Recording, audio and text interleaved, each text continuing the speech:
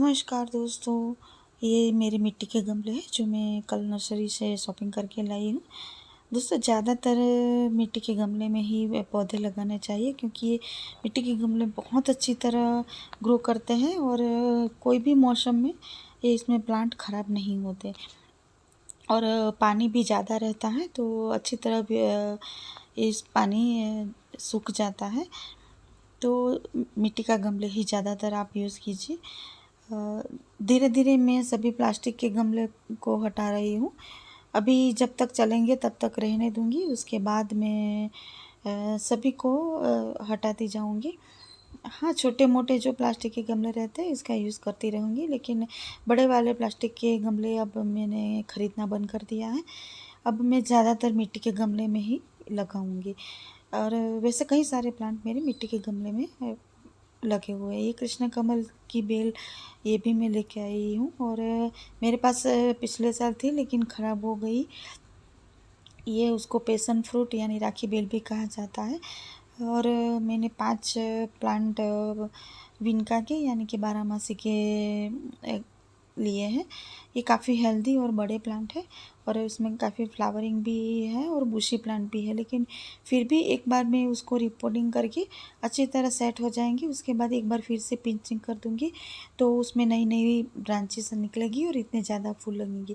दोस्तों ये कटिंग से भी आसानी से ग्रो हो जाता है और उसमें बीज भी आते हैं, तो बीज से भी ये ग्रो होते हैं। जो ये हाइब्रिड वाले प्लांट है तो उसे बारिश के पानी से बचा के रखना है क्योंकि ज़्यादा ओवर वाटरिंग से भी ये पौधे ख़राब हो सकते हैं। और देसी वैरायटी के जो वाइट और ये पिंक कलर के आते हैं ये हार्डी होते हैं तो वो पानी से ख़राब नहीं होते।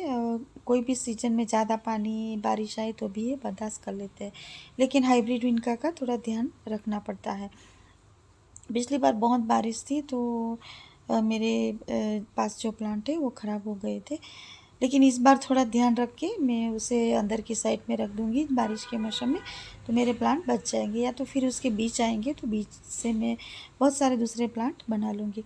जब भी मैं मिट्टी बनाती हूँ तो अभी मैं मिट्टी खरीद नहीं करती क्योंकि मेरे पास जो मिट्टी रहती है उसी से मैं यूज़ करके दूसरे गमले भरती रहती हूँ। साथ में ये राइस हस्क और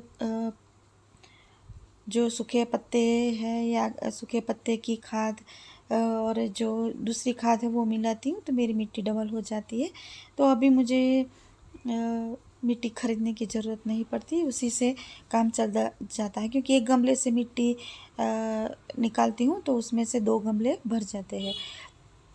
दोस्तों मैं सूखे पत्ते का बहुत यूज़ करती हूँ नीचे डालने के लिए।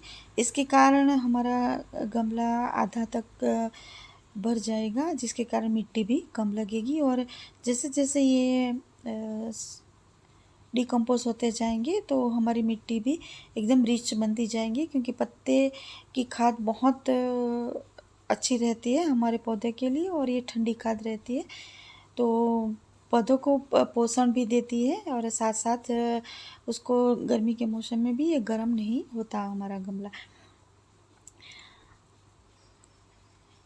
ये जो पॉलीथीन की बैग में है तो उसको हल्के हाथों से इस तरह प्रेस करके आप निकालेंगे तो पॉलीथीन अच्छी तरह निकल आएगी और पॉलीथीन आपको दूसरे नए प्लांट ग्रो करने में भी काम आएगी।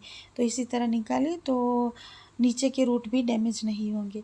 वैसे तो मैं थोड़ी थोड़ी मिट्टी निकाल देती हूँ जो भी मिट्टी आती है। ये मेरा ट्रम्पेट वाइन का प्लांट है जो प्लास्टिक की बोतल में लगा सॉरी बाल्टी में लगा था तो उसको निकाल दिया है और मैं जो मिट्टी का गमला बड़ा लेके आई हूँ उसमें मैंने लगा दिया है।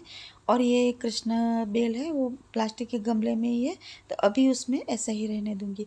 ये सभी प्लांट की रिपोर्टिंग मैंने कर दी है और छाया वाली जगह में रख दी है। ये सुबह का टाइम है तो थोड़ी सी धूप आती है, बाद में छाया ही आ जाएगी।